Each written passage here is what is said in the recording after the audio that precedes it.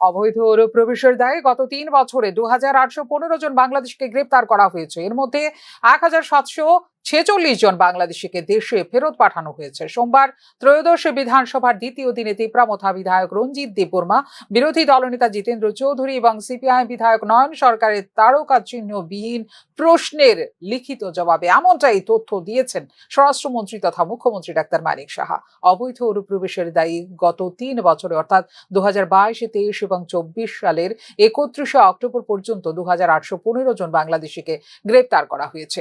এর মধ্যে ১,৭৪৬ জন বাংলাদেশিকে দেশে ফেরত পাঠানো হয়েছে বলে তথ্য দিয়েছেন স্বরাষ্ট্রমন্ত্রী।